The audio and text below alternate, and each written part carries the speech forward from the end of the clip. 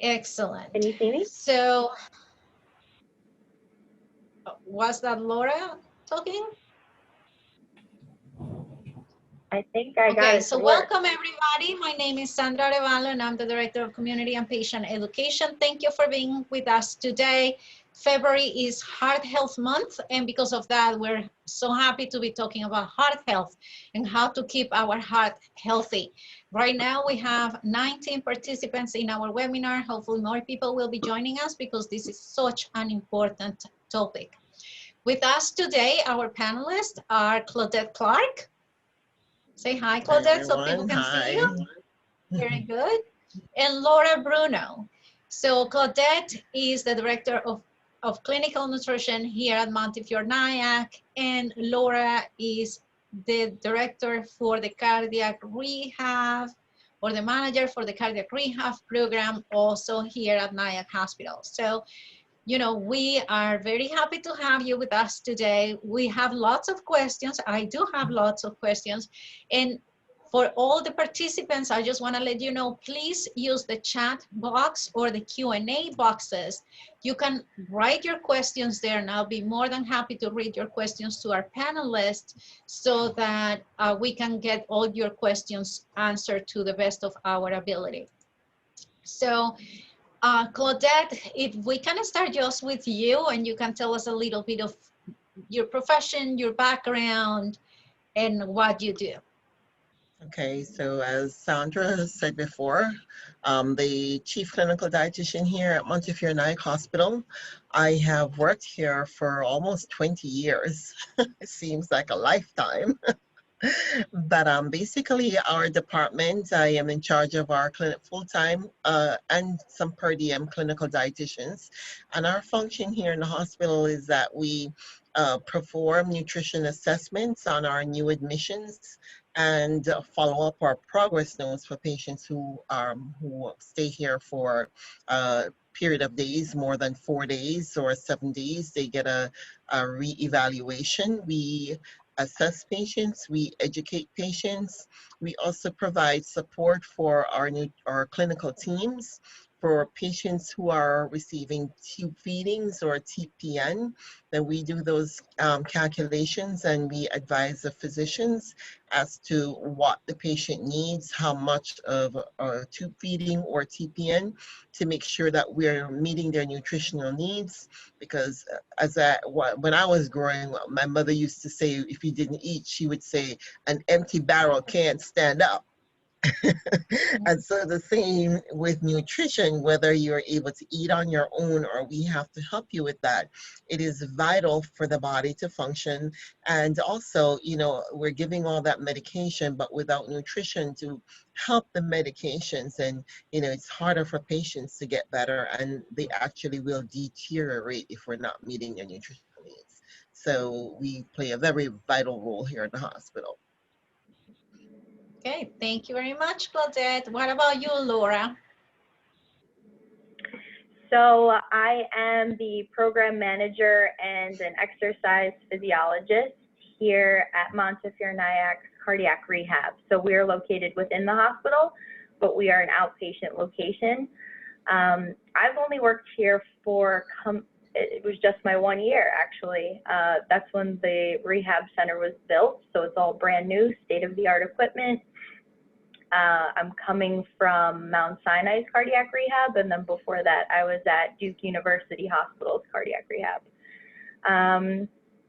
It's been an interesting ride here because COVID happened as soon as we opened, but we do have patients on program.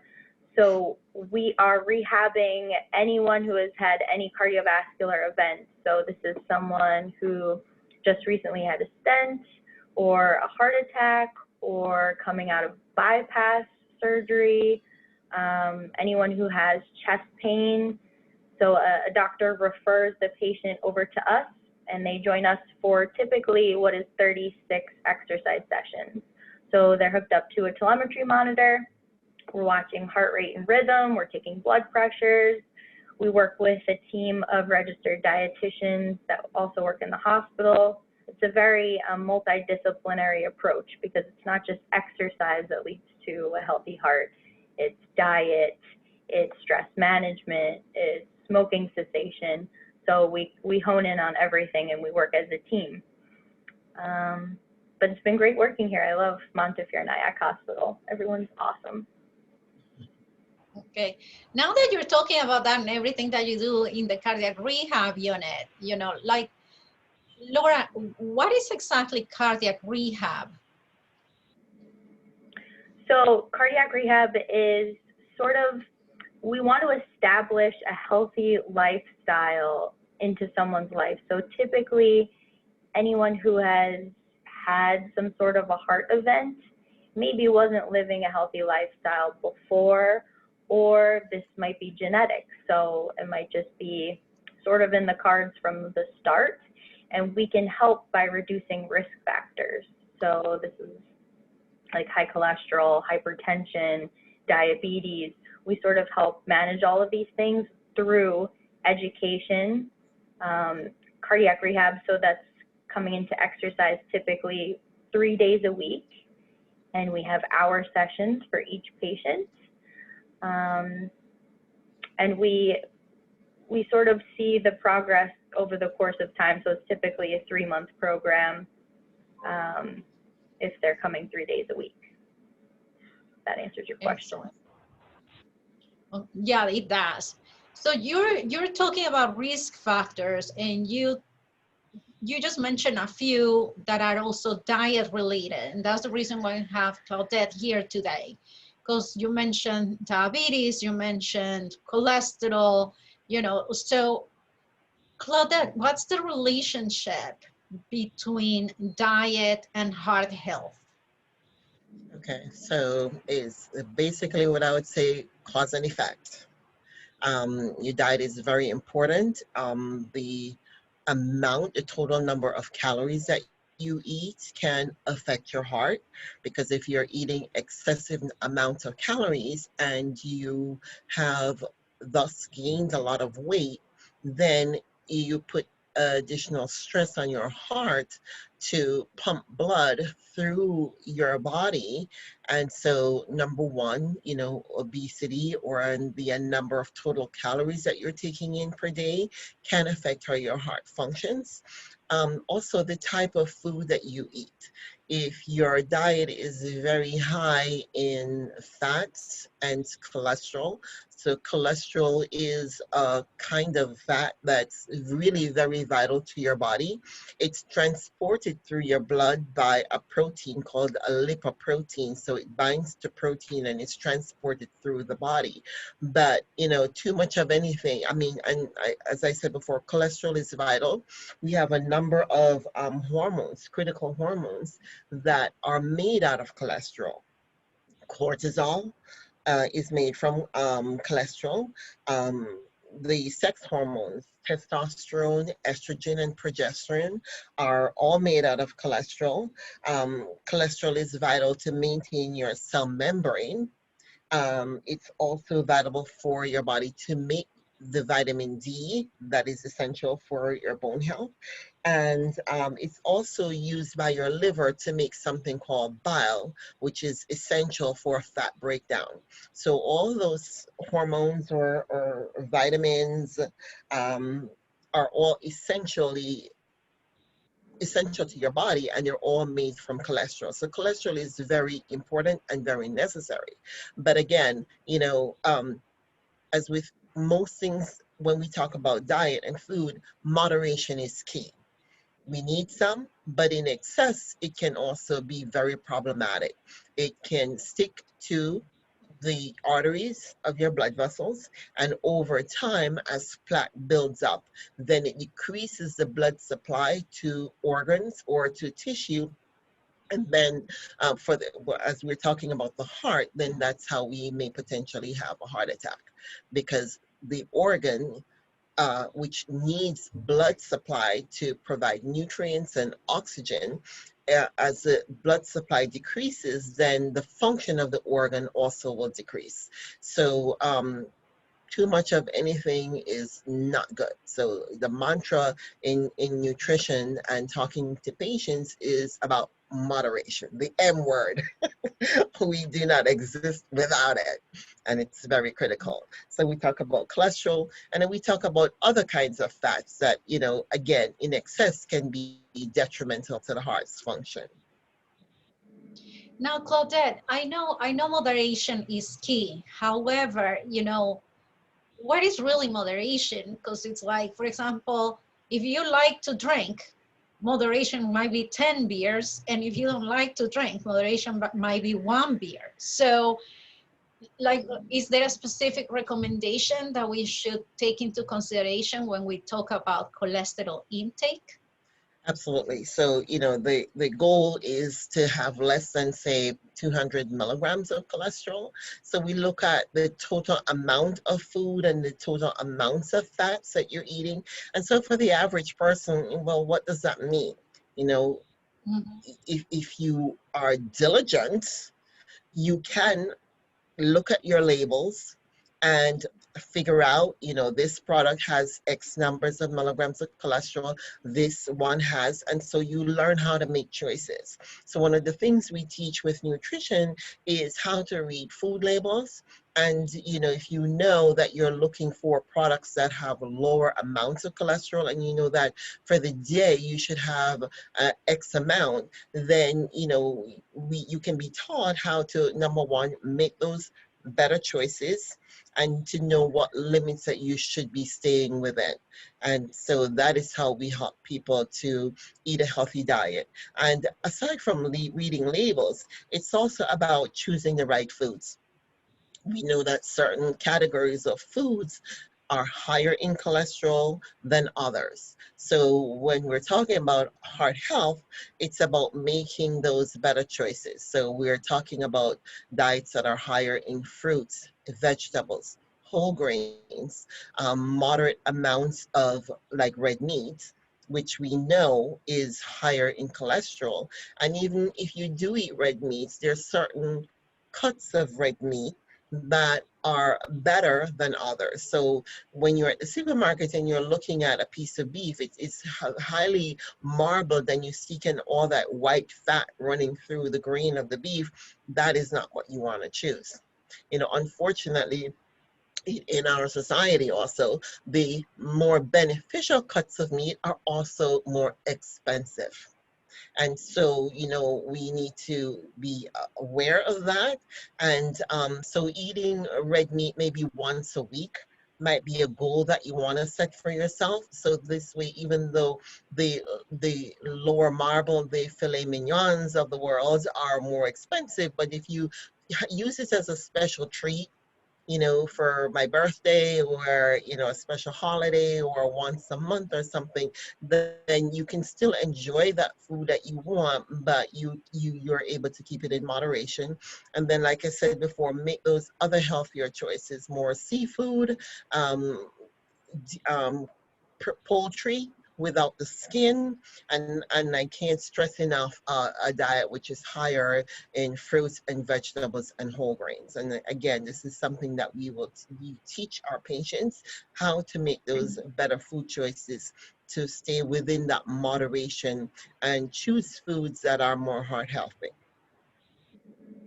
Excellent. Now, I could talk about nutrition and diet for the heart forever, but I think it's important also to learn about bad fats and good fats. There's a lot of buzz around what's a good fat, what's a bad fat. So I understand cholesterol is a type of bad fat. Can you tell us what good fats are and if they're good for the heart?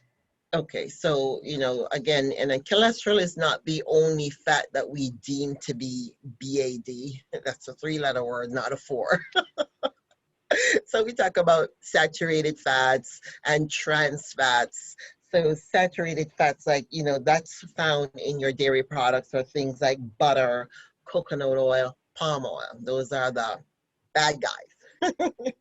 And then we Wait a talk minute for about, that. I'm going to stop you right there because you just said coconut oil.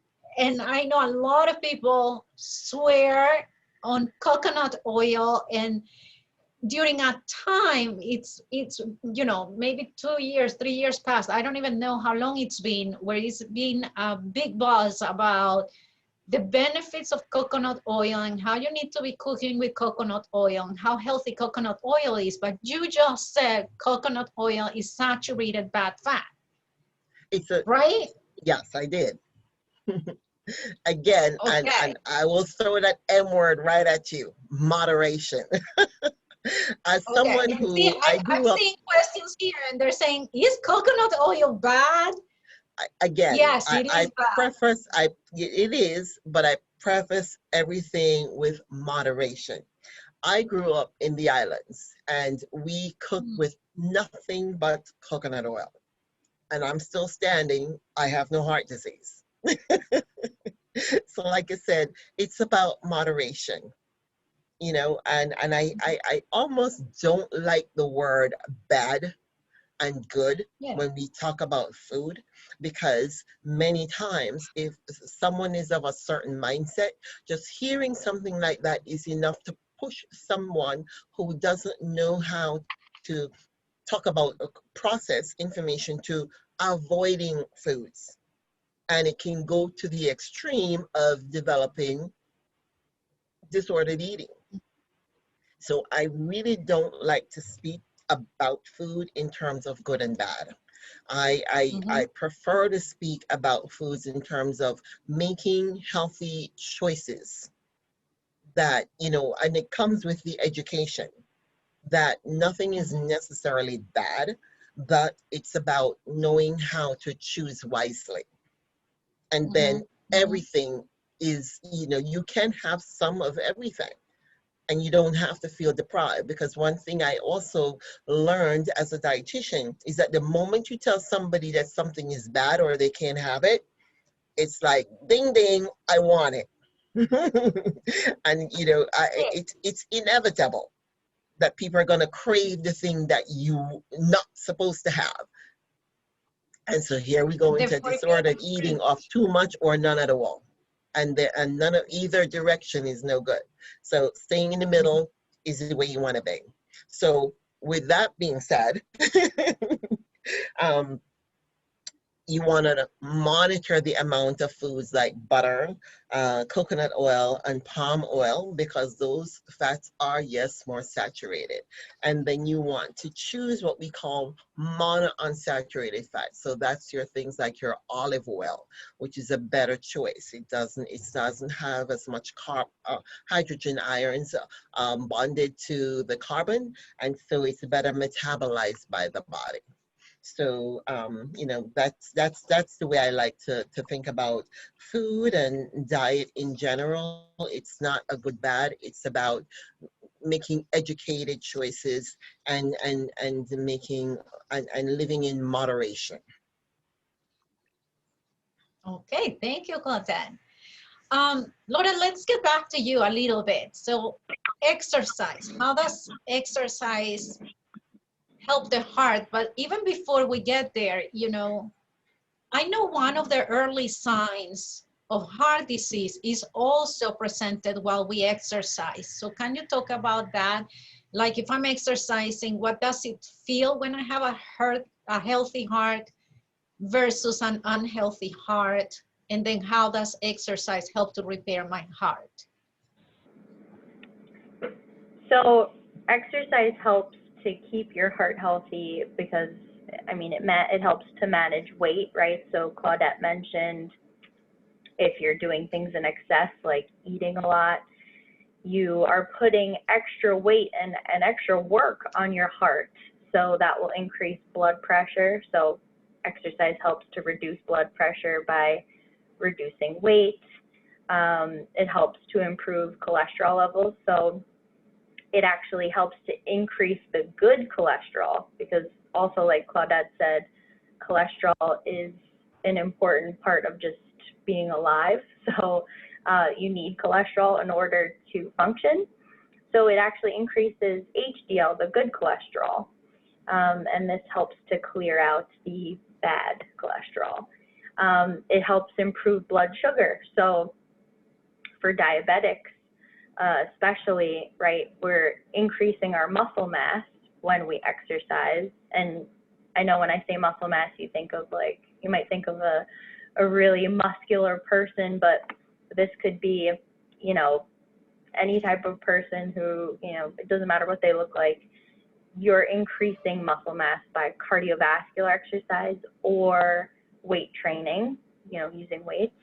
And this will help to kind of suck up the sugar, right? Your muscles are utilizing the sugars that you're consuming, and it helps your insulin become much more efficient and effective.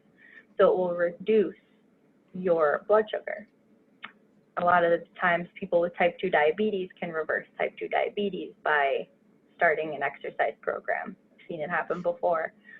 And Sandra, what was your first question?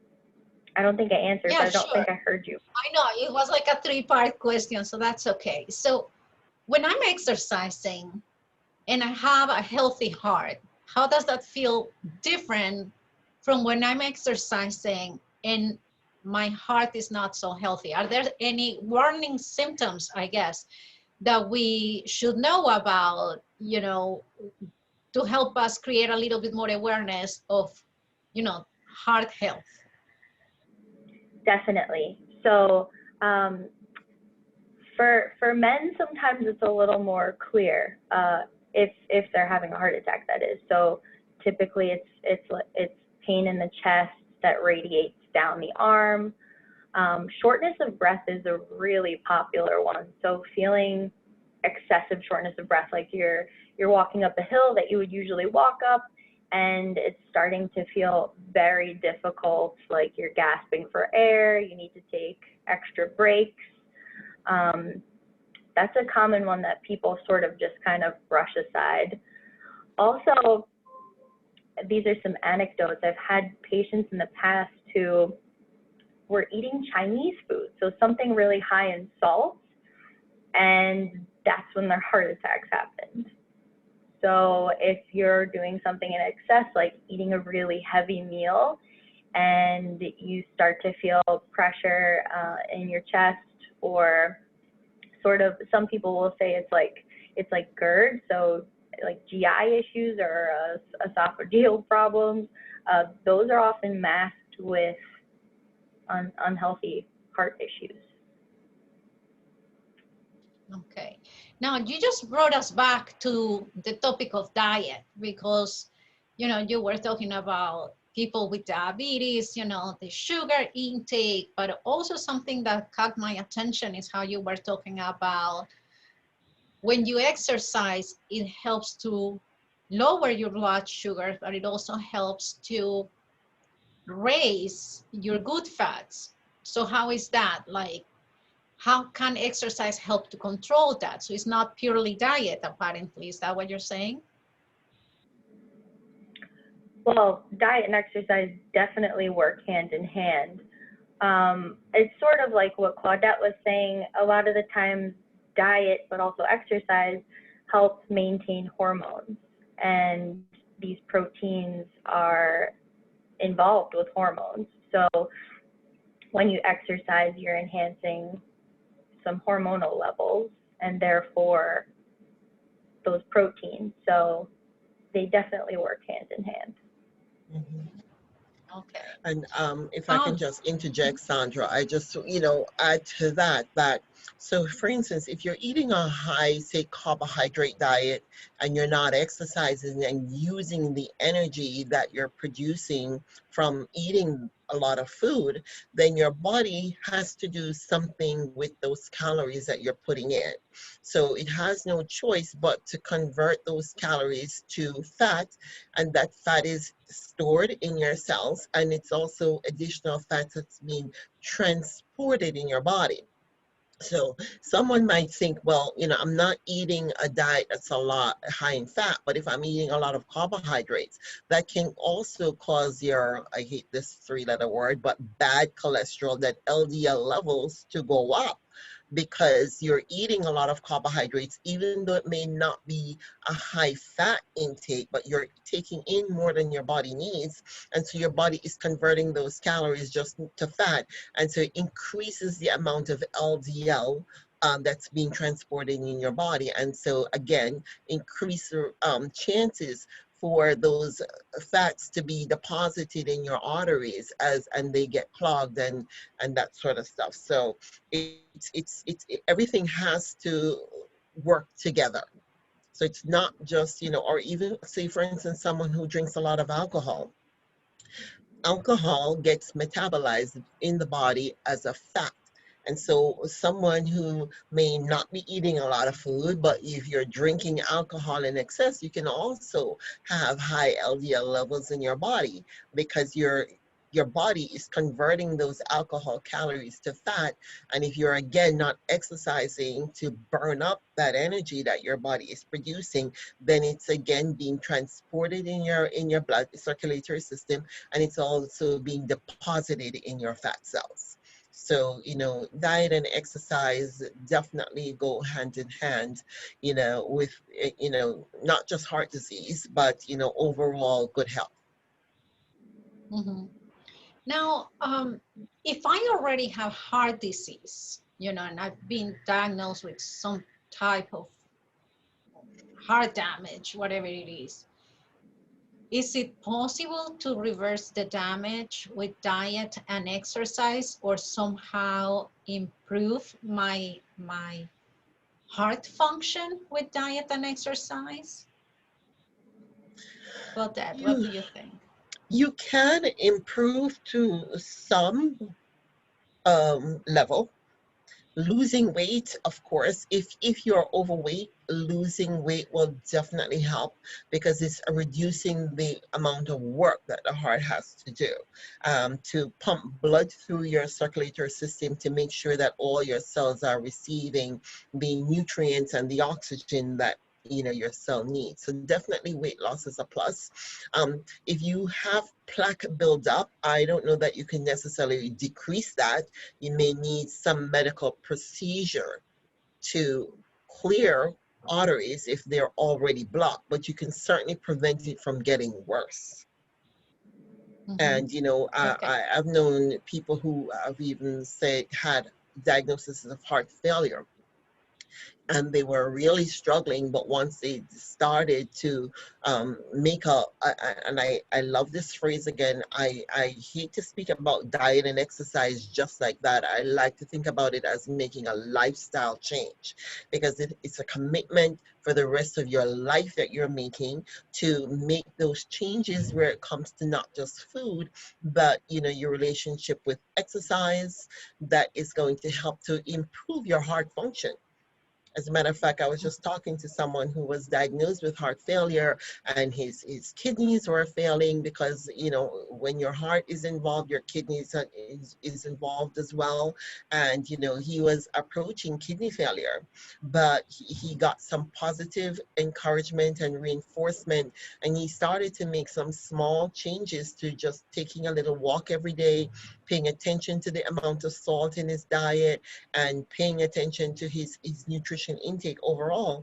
And surprise, surprise, he started to feel better. He was at the point actually of having hospice being called in for him because his heart function had deteriorated that badly.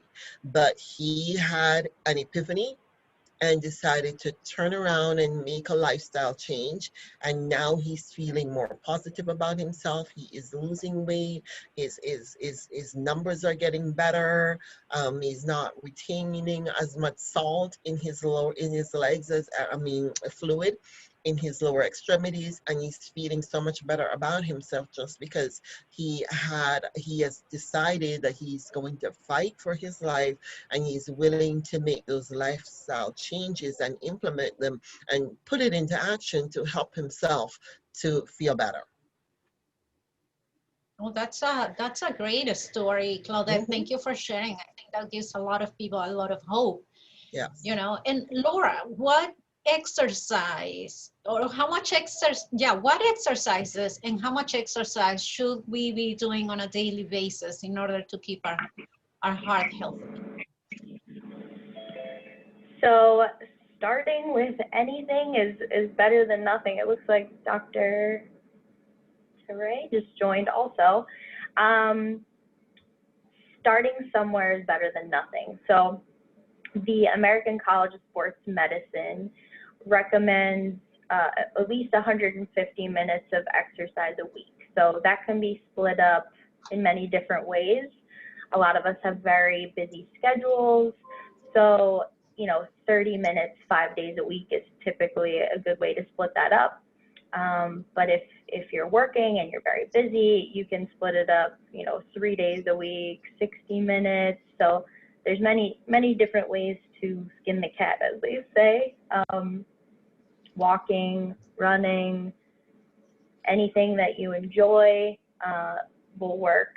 And typically we prescribe 40 to 80% of someone's age predicted max heart rate is a good intensity level to be at. So that's kind of a wide range. So if someone is starting out and they haven't exercised before, obviously staying more towards the 40%, kind of the lighter intensity range, and then gradually working up to the 80% potentially.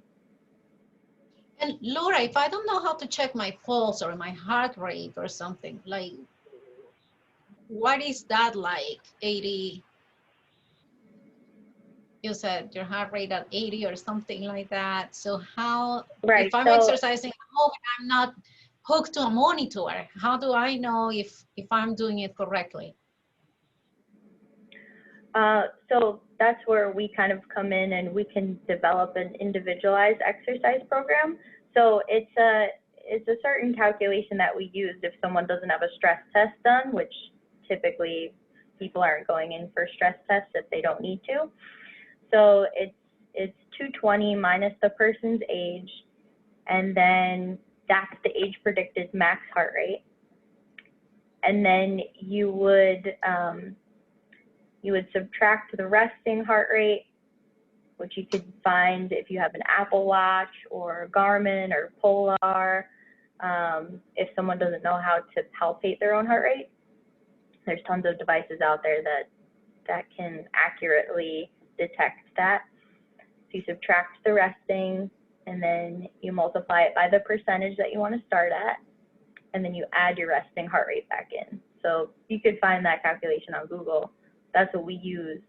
But it depends. It's very individualized, and we take medical history into account. So if someone's very, if someone has a lot of risk factors, so say the person has hypertension, diabetes,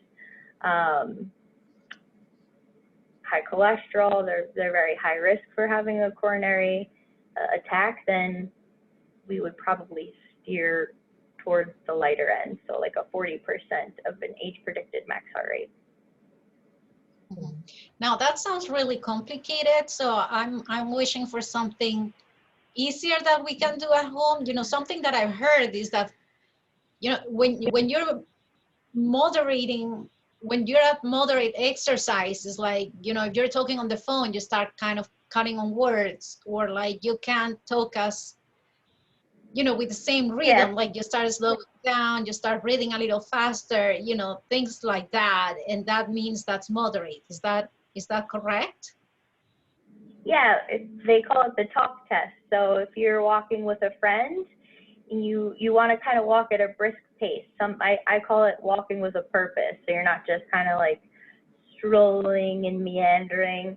You're walking with a purpose. So it's you can have a conversation, but maybe you need to like take a breath every few sentences. You're starting to work at a more higher intensity than you would at rest. Mm-hmm. And I have a question from one of our attendees. Is walking good enough? So I guess you're saying yes, as long as we walk fast. Yes, walking is great. Okay, if walking at a lighter intensity, that's fine. Again, anything is better than nothing to start.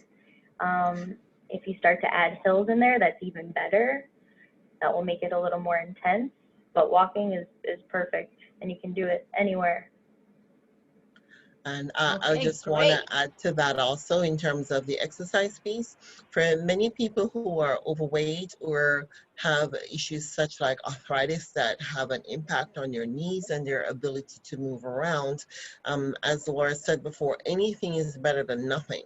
So, you know, you have, unfortunately, with COVID, our YMCAs are closed, but they have things like aerobic exercise, water aerobics for our population who can't do as much weight bearing or have pain in their joints, where you can exercise in the water and the buoyancy of the water takes away the impact of your feet hitting the ground, but you're still able to exercise with the water resistance that will help you to still, you know, get the benefits that you're looking for without worrying about joint pain. Armchair exercises is also something that, you know, is very beneficial for people who can't do weight bearing exercises, but you're still using energy. And that's the thing, you're burning energy in some form. And so I know I've spoken to a lot of my patients who have pain or, you know, just very obese, that just, you know, general movement is just very difficult for them. So you have to think outside of the box as to how am I going to help to encourage this person to do something. And so we have to find alternative methods that, you know, will work based on, you know, their ability. Mhm. Right, and Thank you, kind Claudette. of going off of what, oh, sorry, going off of what Claudette said, the pool is great, and it sometimes can even be more intense than just walking, you know, around your neighborhood or something. But if someone can't even walk or get to a pool, I actually used to teach chair aerobics. Mm-hmm. So you can do, I'm sure you could find it online even, or if there's videotapes, you can do an aerobics class in a chair, and it can get pretty intense, depending on the moves, you know, and if you have a good playlist, it can be very fun. Yeah. Mhm. Or dancing, right? I mean, as a Latina, we love dancing. So dancing is great exercise. It definitely makes your sweat and makes your heart pumping. So there you go. That's my tip for exercise. Now let me introduce Dr. Torre. I'm so happy you were able to make it. I know you were very busy today, and I'm glad you're here. And I lost you again. Let me see if I can find you. Yes, there you Thank are. you. So thank you. So if you can just quickly introduce yourself, and we have lots of questions for you as well, so I'm glad you made it. And just a quick reminder, we only have like 14 minutes left of this webinar, so if you have any questions that you want to ask any of our experts, please start typing, and I'll be happy to read them the questions. So back to you, Dr. Torre, like, tell us about yourself a little. Thank you very much for having me. My name is Juan. My last name is Terre. I'm a cardiologist with a subspecialty in interventional cardiology. And I work at Montefiore for the past 4 years. I've been working at Montefiore. And now we're working in the cath lab at Nyack Hospital. So basically, I agree with what I heard about exercise. And I couldn't emphasize that more to my patients in terms of doing aerobic exercise. Besides walking and swimming, which I think both of them are great, I also encourage my patients to get a stationary bike. You know, instead of doing couch time in front of the TV, you can do your TV, your football, your baseball on a bike. You can use your bike and watch it. Actually, there's new devices that are stationary bikes that comes with the desktop.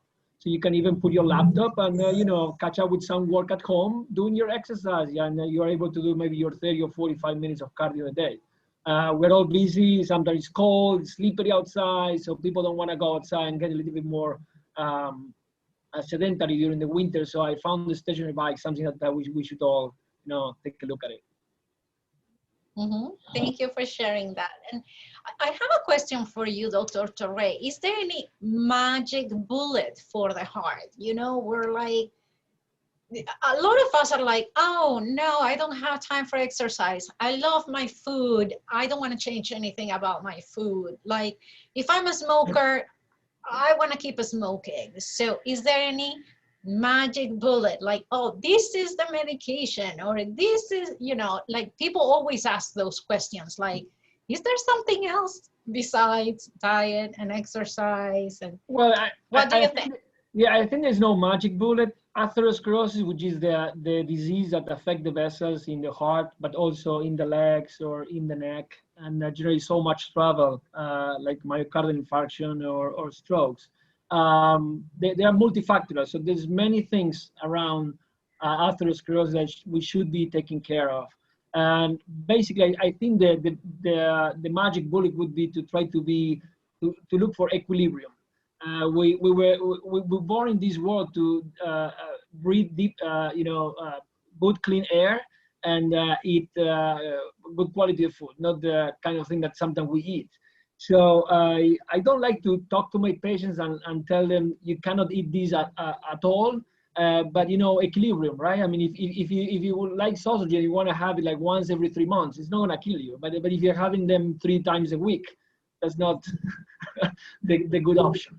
And I would like to quote one of my mentors that I used to base his consults to the patients in regards of the question you can ask someone or yourself to see if you're doing things the right way to protect your heart.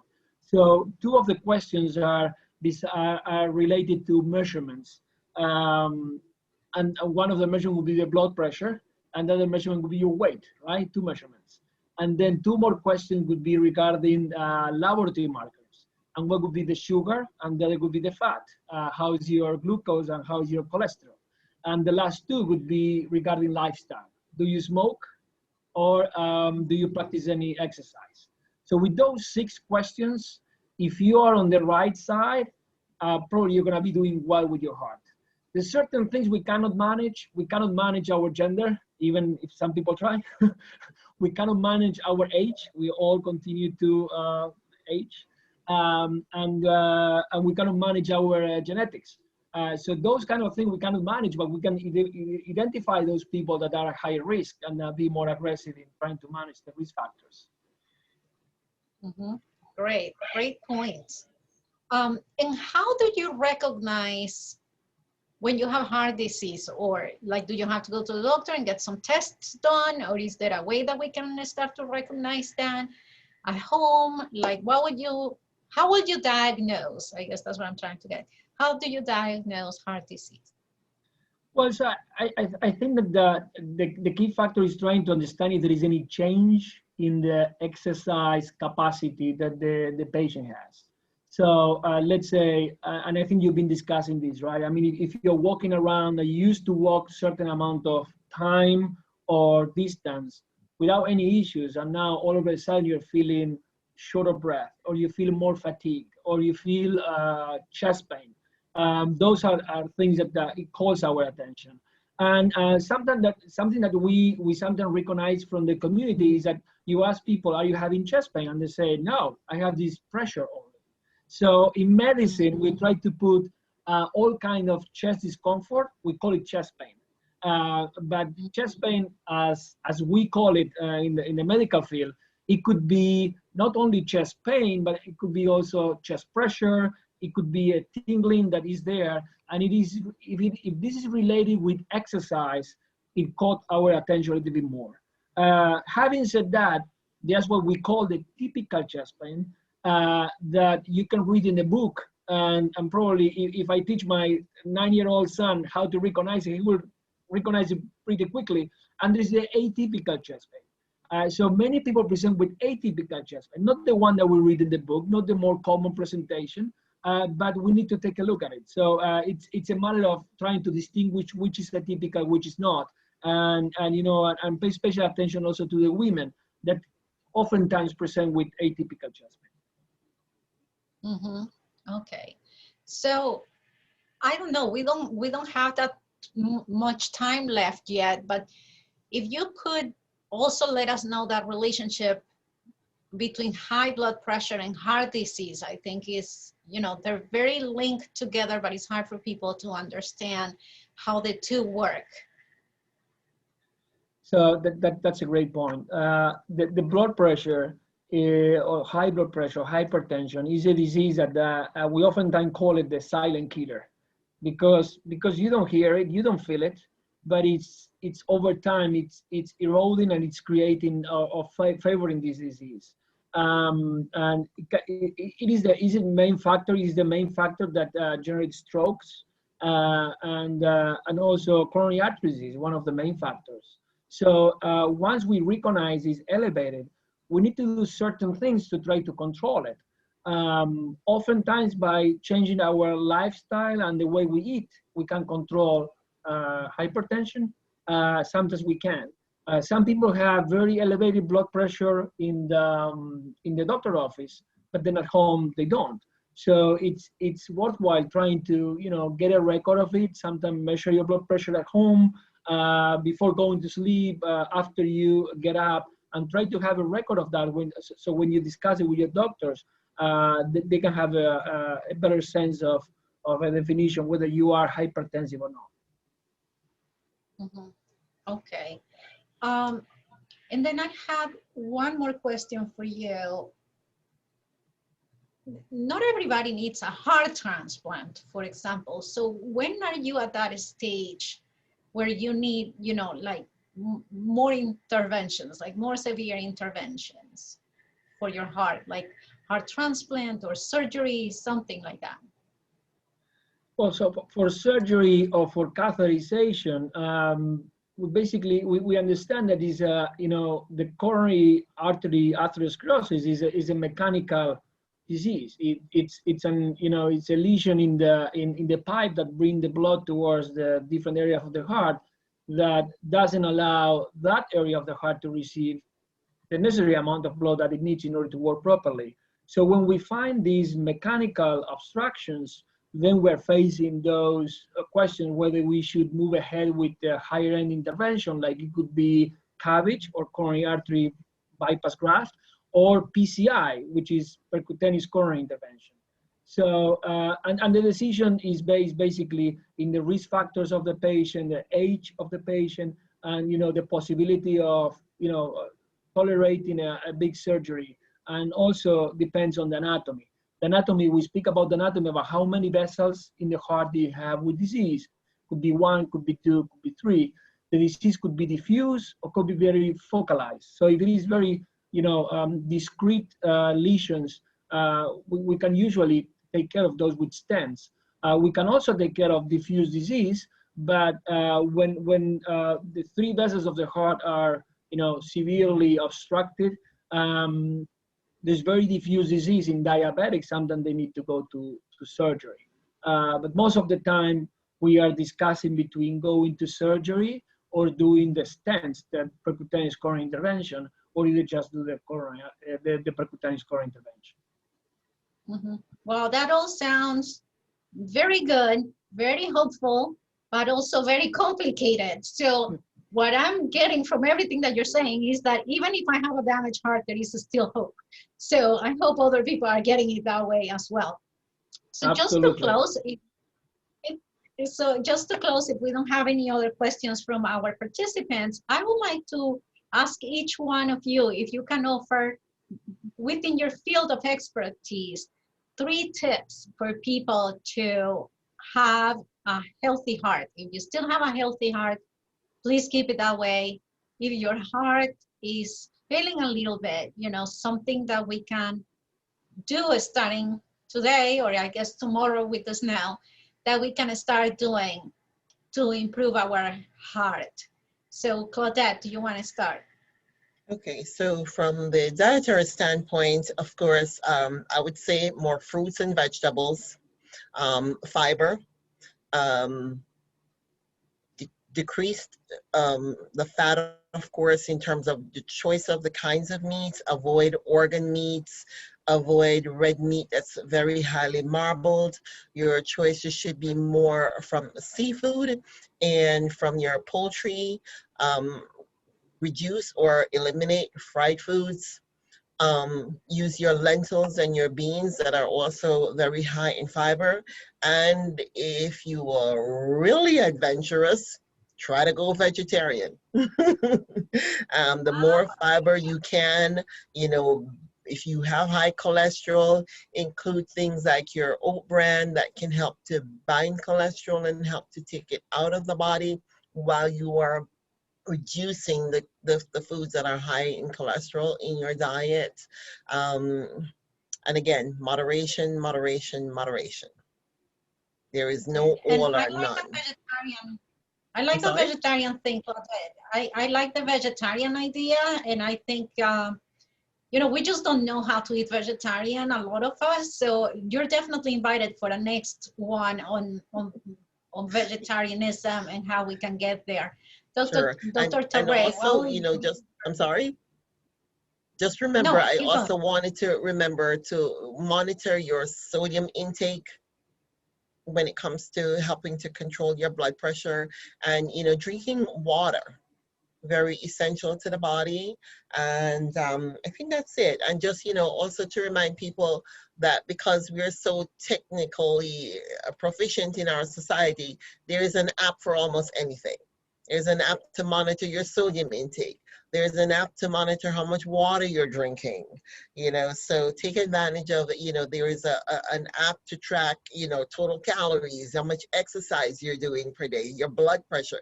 So if you are one of those techie people, you know, implement those things that will help to assist you to get to the goals that you have for yourself.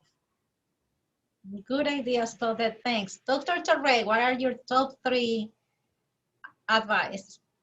I would say do your checkup with your doctor every year and make sure you follow their recommendations, right? Eat well and do your exercise. Very good. Thank you so much. Laura? Yes, I would agree with both Claudette and Dr. Ture.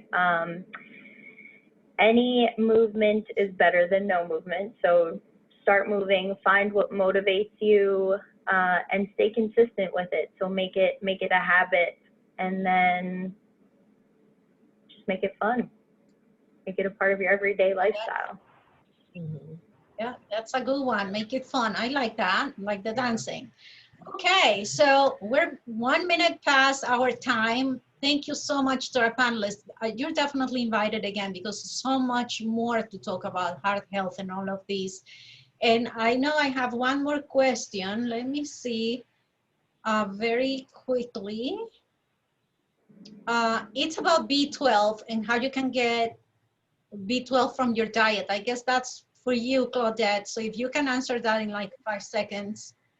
You know, unfortunately, the first thing that came to my mind is red meat. But and Exactly. I'm So like, when you're but you know, vegetarian, that's one of the down points of vegetarianism is, you know, like B12. There are some vitamins that you're definitely not gonna get. So yeah, again, we have to do a whole other topic on that.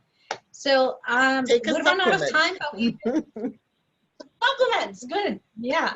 So we'll be here again next week. Thank you so much. Next week, we're gonna be talking about home care for end of life. So it's not such a happy topic, but it's a very important one. And we have a lot to learn about that and how that can be very useful when we have a family member to take care of and we can't do it ourselves.